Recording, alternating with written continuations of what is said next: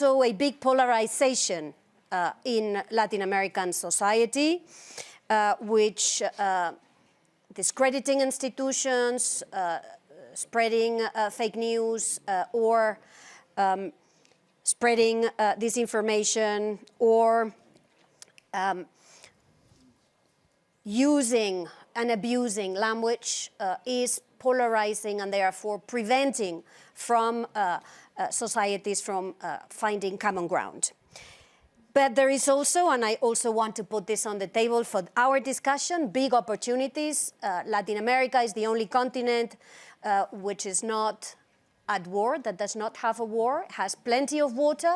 It has plenty of natural resources that will be essential for the technological and the climate revolution that we need to face. Therefore, assets on which Latin America can build big opportunities. So in order to unpack all of this, we've got a great panel, and without further ado, let me jump right away, starting with Moisés Naím. He's a fellow in the Carnegie Endowment for Peace. Moisés, you are an astute observer of Latin America. We have seen big political shifts taking place. Are these shifts as big as we think they are? Or are we something that is there something we are missing? They are part of what Latin America is and has been, and it has, there is going to be both more of the same and new things. One of the things that we need to clarify in our minds and keep in mind is that Latin America is full of failed governments. Governments in Latin America cannot govern. Governments in Latin America cannot deliver to the voters what they want. The expectations of the voters are very high. And so we have almost a chronic illness in which governments don't work. And at a time in which the world is becoming complex, uncertain, volatile, having governments that don't work is a big problem. The reasons why governments are not working are many, but there is one that is seldom discussed and is very hard to deal with, which is the incapacity of Latin American governments to attract and retain talent. At a time in which we're talking about the knowledge economy, the talent economy, the economies that create environments that are very challenging, Latin American governments and the public sector is surprisingly full of people that don't know what they're doing. And so that's a very, meanwhile, while that is happening and is a chronic, difficult, hard to deal with issue, there are two others. One is presidents that don't leave, and ex-presidents, former presidents that want to come back.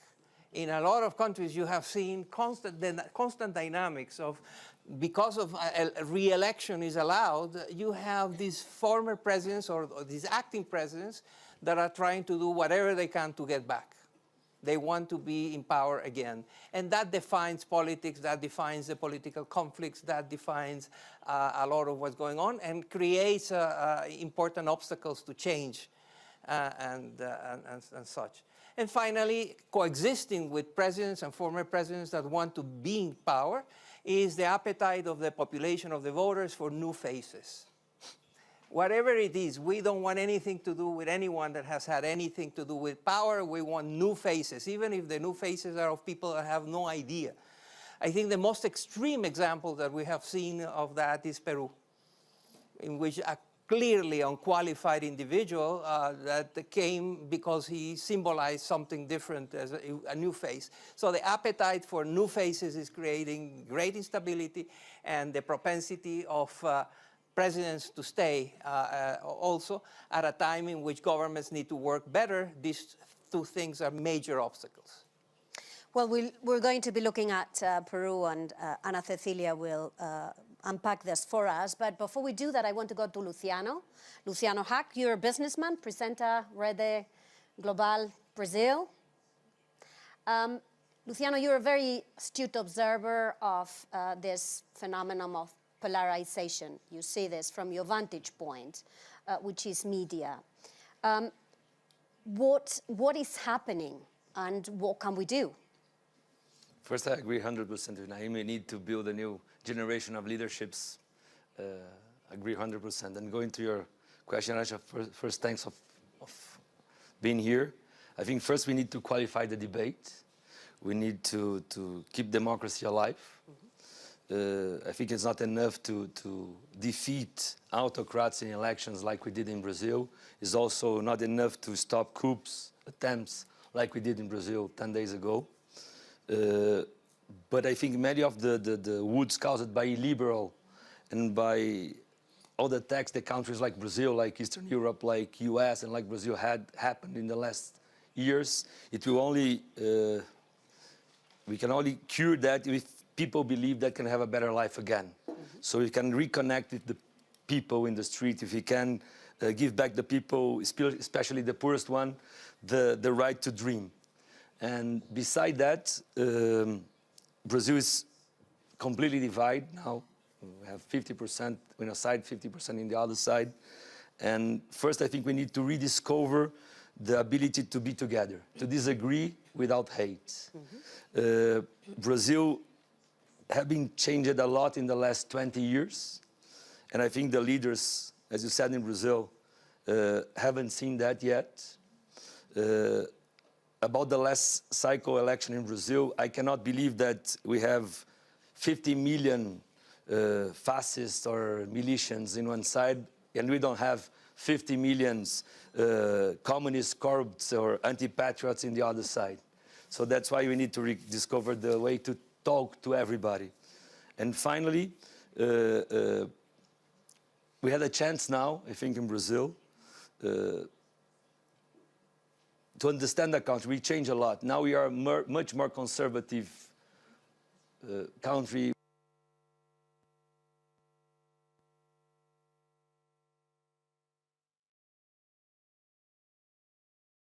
Brazil, I think, has improved a lot. I've been here in this same forum 4 years ago, and for us, it's very proud to have like someone like Marina Silva back in a forum like this, discussing environment. That's super important. I think Brazil removed the rumble from the room, and now we can move ahead again. So I think that's it. And I think by the end, and to finish, we have a new government in Brazil right now, but we cannot born as an old way of thinking. We have to be serious that Brazil changed a lot in the last 20 years. So I think to solve, we need new ideas to solve old problems that we have from many centuries in Brazil right now. Well, I think this is the point that by the end we need to rediscover how we can reconnect with people. Thank you. We will go to the social contract in a moment with Ilan. I want to come back in a second round on how we build more trust in the public debate, because part of the problem we have is creating spaces where the public debate can be without hate, as you say. We'll do that in a moment. Before that, we'll go to Peru. Ana Cecilia Gervasi, you're the Foreign Minister of Peru. Eres la Ministra de Asuntos Exteriores de Perú. Perú es un país que ha pasado por... Foreign Affairs in Peru. Peru is a country that has gone through difficult times in the last few months, but it is also a country that is showing the highest economic rates in the regions. How can we understand what's happening? Thank you. First of all, we need to bear in mind the regional context in which we are. In the last few years, we've had major social crises that are generating situations that sometimes created a climate of confrontations among the citizens.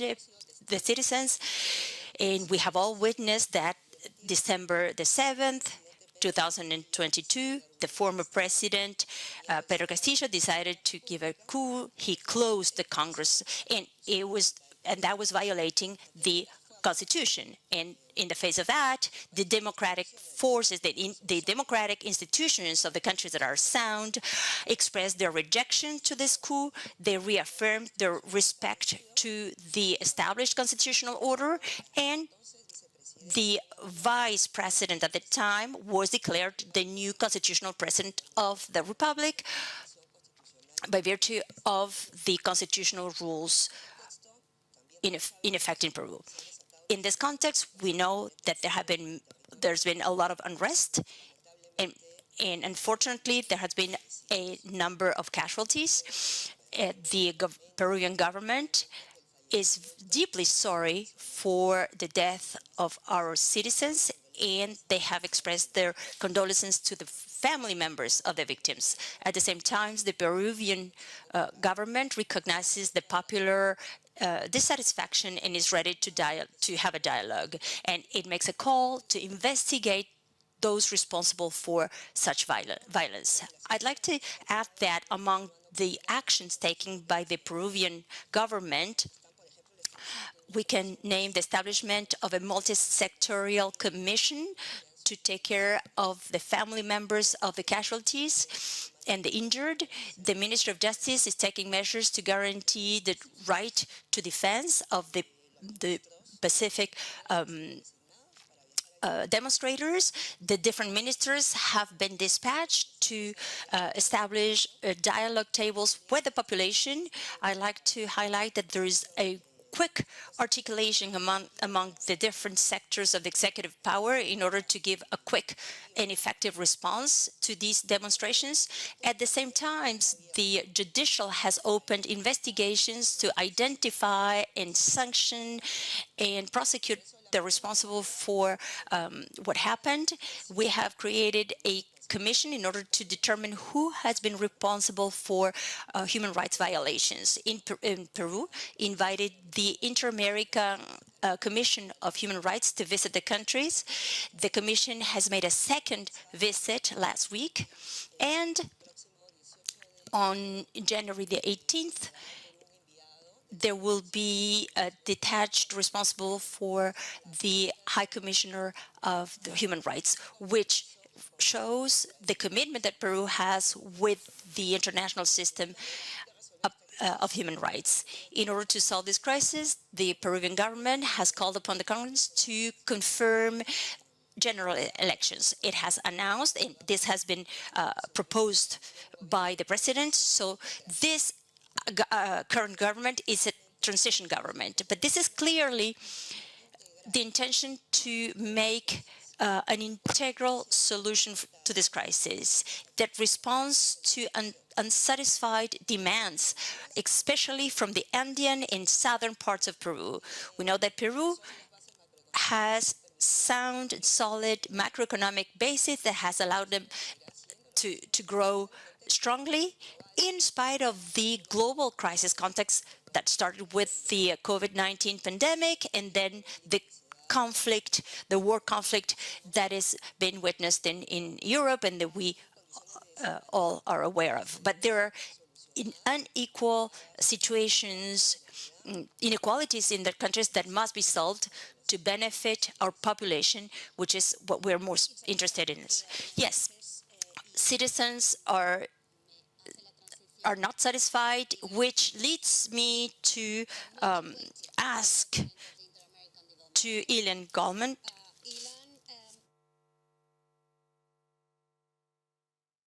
New social contract. How do we build that? What are the ingredients? How do we change all this inequality that has built over the years despite robust growth, as the minister was telling us? Thank you. I don't know about the waiting, but I can tell you that I'm happy to be here. I'm happy to be at the. So are we. At the IDB. You mentioned robust growth. I don't think the region had, in general, in average, what we can call a robust growth. And maybe that's part of the ingredients that are missing in this social contract. We have a situation where societies, the population, want more equality. They want better services, equality in several dimensions, income, but also gender. They want to be inclusive. They care about poverty. They care about climate.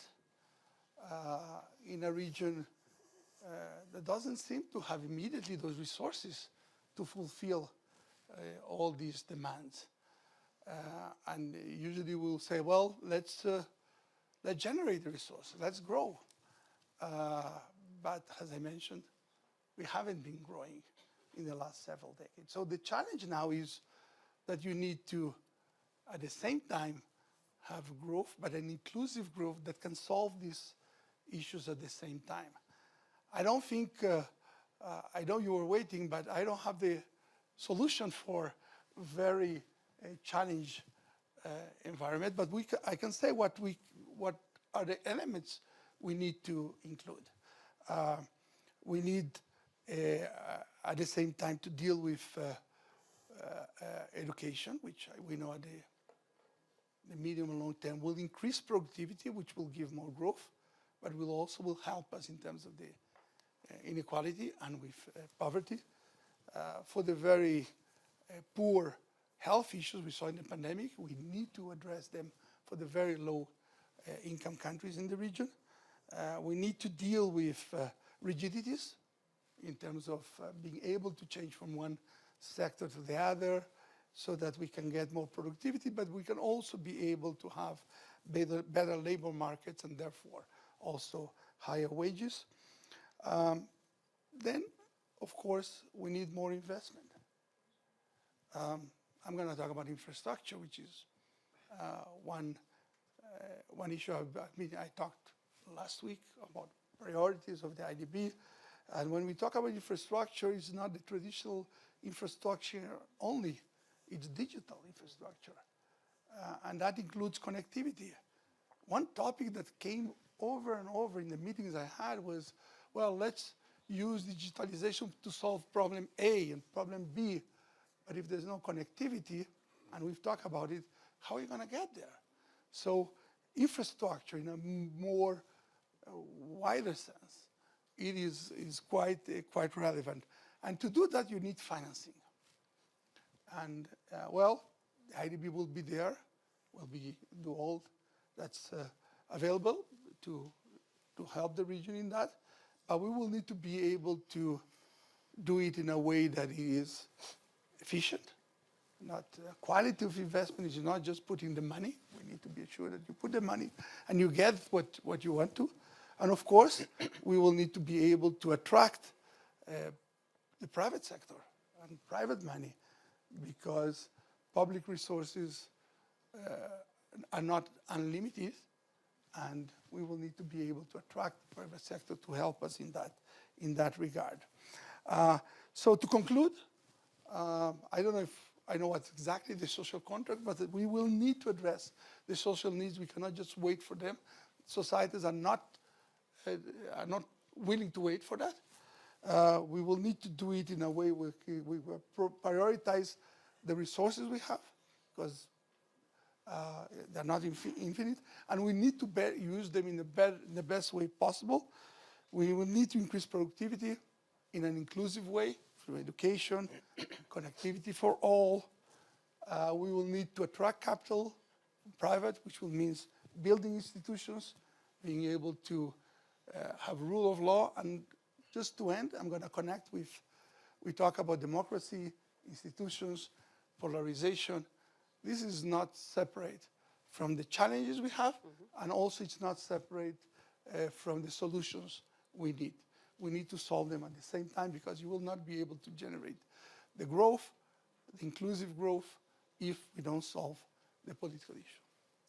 So the list is clear. I'm going to come back to you in a moment about what different triggers are we going to use, because the list is pretty similar to the one we would have had in previous editions of Davos. So I'm going to ask you in a moment about new triggers. But before that, I want to bring in Felipe Bayon. He's the CEO of Ecopetrol in Colombia. Ilan was talking about mobilizing the private sector, the capital that sits with the private sector. You are the private sector in this conversation. What do you need? What does the private sector need in order to put its capital to good use, to invest? Sure. Well, thanks for having me. It's great to be here back in Davos. And first thing I'd say is that we're coming out of COVID, which is a very complicated crisis for everybody. We saw growth in different parts of the region, and in particular in Colombia as well. And I would describe it as a recovery year, last year. It was not easy, but things like exploration for gas were very successful in Colombia. So as we see the bridge in the energy transition, having not only energy security, energy affordability, but energy sovereignty is very important, and I'll go back to that. So how do we ensure that the molecules or the electrons that we use in the region are generated and created in the region? And I think that we've managed at Ecopetrol to have the muscle ready and prepared for what's coming. There's a lot of headwinds in terms of inflation. We've discussed this week in Davos potential recession hitting the world, high interest rates. So how do we actually cope with that? So in Ecopetrol, I'd like to highlight a few things. The first one, we've brought back the traditional segment, integrated oil and gas. So that's working well. 18 months ago, we bought one of the largest transmission companies in the region that operates in Colombia, Peru, Chile, and Brazil.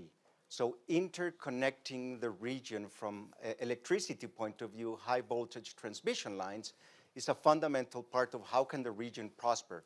And it's one of the areas when we talk about different mindsets or different political models, how do we bring the region together? I think that's one of the big opportunities. In terms of capital, we've been able with the current prices to have revenues and to have the ability to reinvest. Our investment this year is larger or bigger than the investment last year. And we're having this conversation early in the week. How can we create the space where IDB and other banks can ensure that we can still protect the existing business? There's 1 million motorcycles coming every year into Colombia. So we need to ensure that they have the mobility, they have the gasoline. But how do we accelerate the transition? And I think there's a large expectation from governments that we can go faster, that we can do more. So things like retrofitting infrastructure and having different transmission lines to carry more electrons. That's one of the things we're looking at, and we're having conversations. We've had the ability to go into the markets. Very successful bond issuance last week. We've gone to banks as well to borrow money. So I think we need to work more on that side of things, and I'll close with this. We're convinced at Ecopetrol that providing access to energy is one of the stronger ways to close the gaps that we have in the region. And again, Ecopetrol operates all the way from the US to the Estrecho de Magallanes in Chile. So we have a regional presence, and I think through ourselves, ISA, and some of the companies that we have, we can be that platform to ensure that the region connects or reconnects, if you will. Thank you. I'll come back to you with climate change. But before I do that, I want to bring in Luciano again. I mean, we are in a situation where disagreeing makes you an enemy.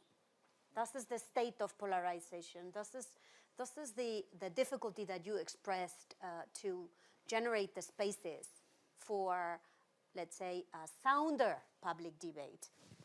How can we do that? How can we build the trust that would help us in having this kind of conversation? First of all, I think we have to address the inequalities that we have in Brazil. Like I can say about Brazil. So I've been traveling my country for the last 20 years for television, and no one told me about the problems. I didn't read in the newspaper. I was there inside the houses of the people and talking with them. So I think in the last decade, the social mobility in Brazil was gone. If you consider the OCDE, we need 9 generations in Brazil to move from the lower of the society to the middle class. So this is, you lost the ability of dream. So when you see your children and you see that the life of your children can be better than yours, you lose all your hope. And then it's much easier for the speeches.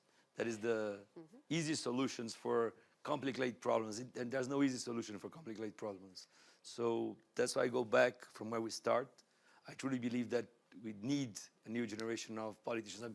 I have the government of Eduardo Leite from Rio Grande do Sul, who's 36 years old here. So this is why we have to multiplicate in Brazil. I lost this in my English class.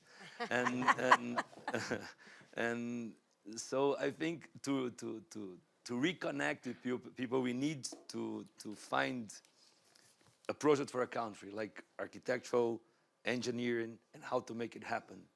If you can only come with easy speeches, we won't move. In Brazil, we say it's like a chicken fly. I don't know if it's any mean in English, but it's a short flight, so very strong on the beginning, but you land almost in the same place where you were before. So this is what Brazil been doing for decades. So I think to reconnect people, first we need to listen to them. We need to listen to them. We cannot treat people who think different than us as an enemy. And that's what is happening in Brazil right now. So to heal this, we need to have the ability to listen from different perspectives and bring back the debate. Bring back, okay, it doesn't matter what, like Ilan said, it doesn't matter where the good ideas come from. We have to have the ability to make it happen. So I don't want to come here in this forum in the next 3, 4, 5 editions and we keep saying the same things about Brazil as we are doing now. So I hope we can move forward. But just one number that is important that I think connect with us here. We cannot, because now we have as you told at the beginning, we have a new president now that is a former president coming back. Okay, democracy is like that. But we need new ideas. This government is analog. We need a digital government. In Brazil, we have just a number. We have an average of 60 times a day that people open the WhatsApp. And the WhatsApp in Brazil is active for 170 million people. So the numbers are exponential. So we need to bring the politics and bring the narratives and bring the debate to the people and not become only in a forum like Davos, that you talk with people that almost have the same color. I like to see Adriana Barbosa here, and not to put the diversity around, to put more people around and open this debate to the real problems and to real people that are suffering this in the ground like Brazil. Thank you. Let me poke you a little bit, Ilan, on, we've been trying, I certainly have been in a past life working on Latin American trade, economic reforms, and the list is generally, by and large, has been pretty static. What can we use as new trigger to infuse a little bit of energy into what it's doing? The list has been there, and also in my past lives I've been involved, but different past lives, but the same region. I will say the list could be the same, but the triggers are not. I do see societies demanding issues immediately. I don't think it's coincidence that we are seeing conflicts and we are seeing what we are seeing. I think it's all somehow related. I think there are triggers there. We are in a moment where we came from the pandemic, something that we didn't expect 100 years. We came from an invasion where food prices went up. Inflation is one of the highest globally ever, which means that we have food insecurity. That has to be some trigger. We are in a period where we probably will have financing needs because interests are going up and central banks have to deal with the high inflation, which has reduced incomes. So those are very clear triggers. Now, how to deal with them is the big question. And again, I don't have the full answer, but I believe that first you need to prioritize. We cannot say we need everything. We need to be able to say this is what we can do socially. This is what we can do in terms of pushing for growth. And if you saw my speech this week was an inauguration where we were basically choosing some, not everything, because when everything is a priority, nothing is. At the same time, we cannot just say we are doing it without looking if it's effective or not. Just saying, well, we are investing more, we are putting more money here. We need to be able to be effective both in delivering either the public goods, services, or investments. And finally, I think we have to realize that nobody will be able to do it alone. I was mentioning the IDB, the public sector. We need the private sector. The private sector needs the public sector because they will not enter if they are afraid about the rule of law, if they are afraid of the conflicts. So we need private sector needs institutionality and the rule of law. Countries need each other. I mean, we cannot just say, well, one country separate from the other because there are all these conflicts. So we need somehow to find, in a way, the bridges, where we agree. I was going to say consensus, but clearly not consensus. Democracy, ways where we agree on some issues and we can go together. Felipe, I wanted to come back to you. I recently had the opportunity to welcome your president, the president of Colombia, Gustavo Petro, in Sciences Po for a dialogue with the students, and he was very strongly arguing for the fight against climate change and turning net zero. How does a company like yours manage this transition? I mean, what's the pathway? Yeah, absolutely. So what we've done at Ecopetrol is we've put ESG, or ASG in Spanish, at the center of the strategy. So our 2040 strategy, which is called Energy That Transforms, is basically saying we need to create a company that's double the size of what we are today. 50% of that will be low emission businesses. And the purchase of the transmission company is part of that strategy. We think in Ecopetrol that without transmission, there's no transition. At the end of the day, if you don't have the ability to bring the electrons from where they're generated to the markets, it's going to be very difficult. You may have the solar and the wind and the solar and geothermal and everything else. So we have a strategy, and it will change. It's 20 years out. It can be adjusted. It can be sort of modulated. But I think the drive and the intention is there. So very big hydrogen agenda. So we produce already blue hydrogen. We're looking at green and sanctioning some large projects this year. And it's part of the conversations around technology and transfer of knowledge and financing. We're looking at white hydrogen as well. We're looking at solar. White is the one that you drill for in the subsurface. Solar, geothermal, small hydraulic or hydro plants. We're looking at wind. So that is part of what the company is doing long term. So protecting the existing business, population will continue to grow. We're going to be needing good quality gasoline, diesel, jet, petchems, and gas, whilst we, or in the meantime, we need to grow the rest. In Spanish, we've used a term called sostenibilidad. It's putting technology at the heart of being sustainable. How can we use satellites, drones, airplanes, handheld equipment to look at methane emissions that are very difficult to find and to address? How do we use nanotechnology in water, produce water from the fields that we can give to the farmers when there's summer or drought? So I think in that sense, and we're working with the government, and that's which is the largest shareholder of the company, accelerating the transition. We've brought forward our renewables program by quite a lot in terms of having more capacity, and understanding that Ecopetrol could be or can be 10% of the budget of the country.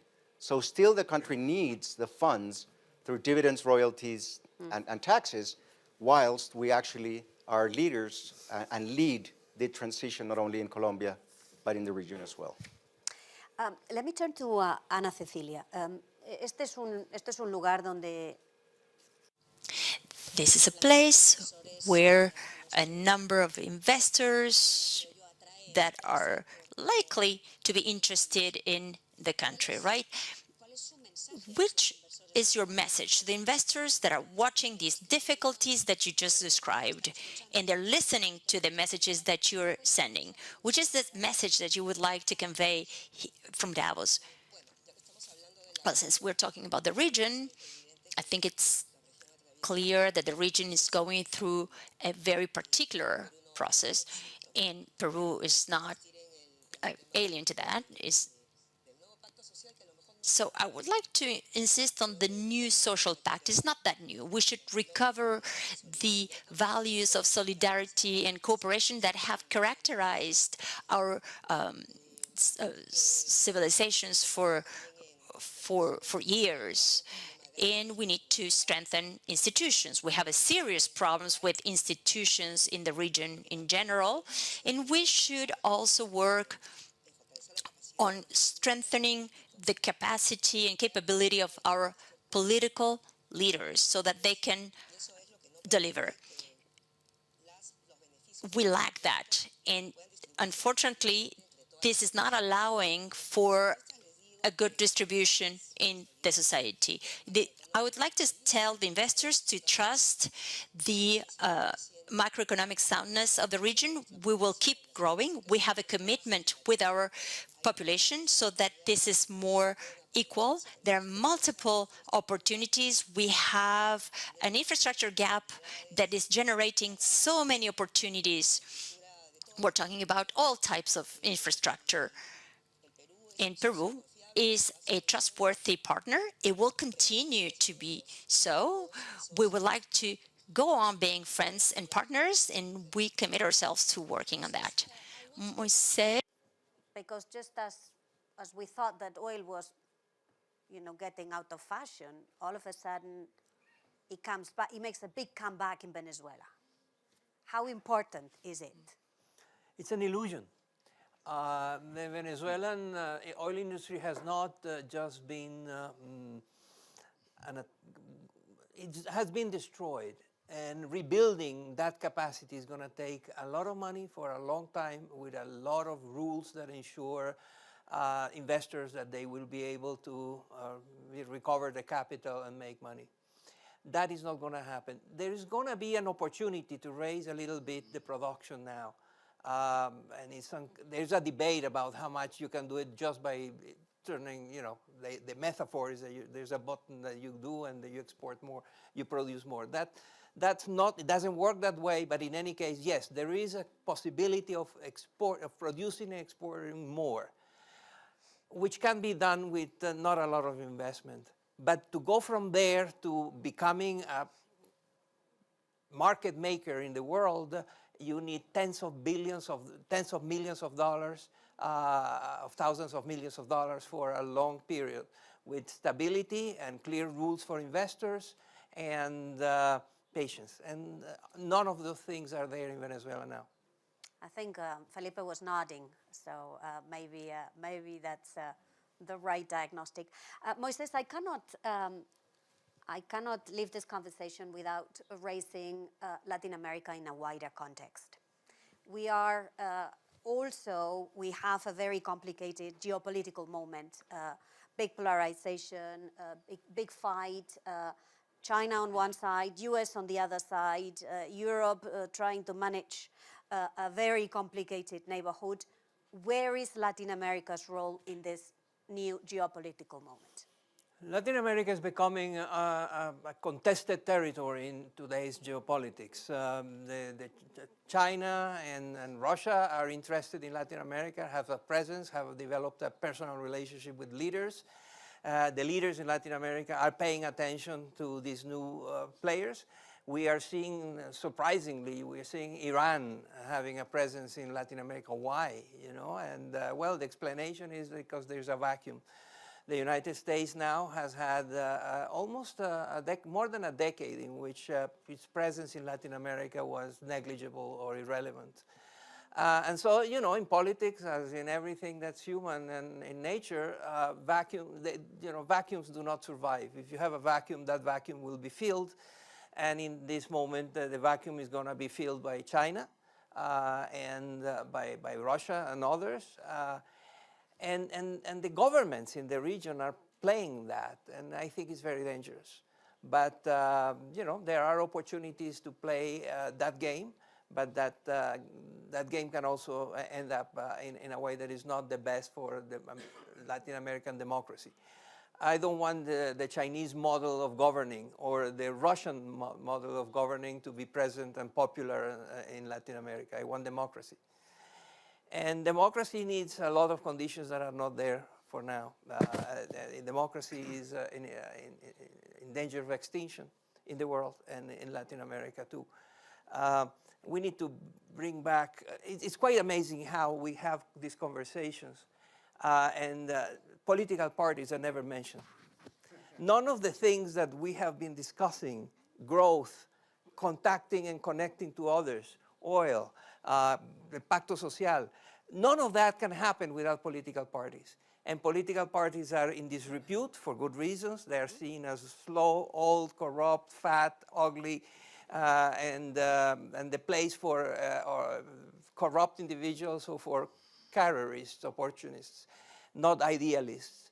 So political parties need to be overhauled, modernized, updated, and make them the player that they are. We have been in Davos now a day and a half, more or less, in sessions, and I'm sure you have not heard the word political parties in the conversation. They do not exist. And it's very odd, because without political parties, you cannot do anything of the other things that are being talked in Davos. So there is this need, which is very hard. You know, political parties are entrenched, corrupt, ugly, so it's going to take a while. But unless you bring them back into the conversation, nothing's going to happen. Let me end with Ilan and this geopolitical moment. How does a bank like the Inter-American Development Bank, that has shareholders, and these shareholders vary a lot, and a bank that is looking for capital, and capital is everywhere, whether it's democratic or not democratic, maybe a temptation to say capital is capital. So how does the Inter-American Development Bank navigate this geopolitical moment? It needs to navigate the way I think the rest needs to navigate, looking for the dialogue, trying not to look for the extreme and look for the other side and say the other side, instead of having a different view, is the enemy. We need to be able to find the middle ground. We need to be able to find a way to go forward. And I can tell you, I found one consensus. And the consensus is that we need a better and a stronger IDB. And everybody agrees on that. So let me try to build on the only consensus I found. This is why I was saying the much-awaited president of the Inter-American Development Bank, bang, a consensus on arrival. Well, this has been a very, certainly very rich conversation. In this feverish moment in Latin America, there are certainly lots of challenges, and we've unpacked a few of them. I take note of the one on political parties, although I would say, Moisés, that political parties also die, and political parties, new political parties, are also born. So the question is, how can these political parties survive in this era of creative distraction?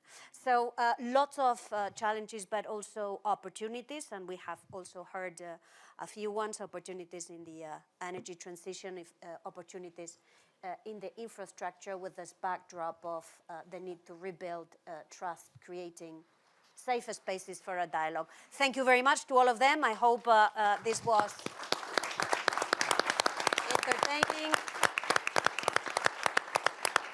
And the forum continues its program. Thank you very much to the Latin American team at the World Economic Forum. Thank you so much. Thank you. Muchas gracias. Muchas gracias por la oportunidad. Can I make a